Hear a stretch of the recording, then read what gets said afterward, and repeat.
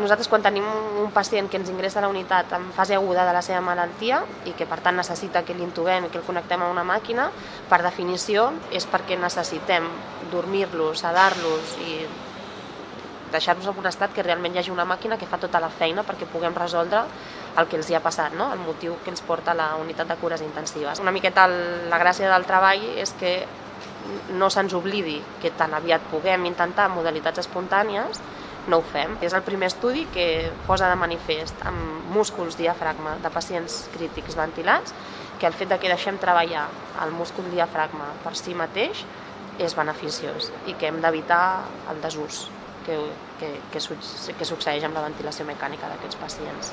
Fins ara es buscava molt el salvar la vida del pacient i ara ens hem adonat que hi ha moltes coses que després quan ja hem salvat la vida del pacient queden moltes disfuncions que condicionen molt la qualitat de vida del pacient i la disfunció muscular és una d'elles. És molt difícil poder agafar una mostra de múscul diafragma en un pacient que està crític a la UCI i amb ventilació mecànica. Llavors la font d'aquests diafragmes a la literatura sempre han estat els donants d'òrgans, no? Perquè són els únics que ens permeten poder agafar una mostra que realment sigui valorable perquè puguem estudiar. Els donants que teníem fins fa poquets anys sempre eren donants en mort encefàlica, pacients que havien tingut una injúria molt important a nivell del sistema nerviós que per tant feien una mort encefàlica i la mort encefàlica realment és la mort de l'individu. Els pacients amb mort encefàlica no poden estimular el seu centre respiratori, està abolit. Per tant, no treballen mai cap dels seus músculs.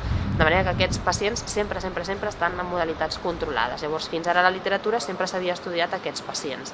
I per tant, mai s'havia pogut estudiar el múscul diafragma d'altres pacients ventilats que no estiguessin en modalitats controlades. I fa uns anys, relativament poquets anys, va aparèixer una nova modalitat de donant. Aquests són pacients que també han patit una injúria molt greu a nivell del sistema nerviós central, però que no han arribat a la mort encefàlica. Llavors, com que aquests pacients no estan morts, sí que poden tenir un estímul respiratori, per tant sí que poden exercitar el seu diafragma.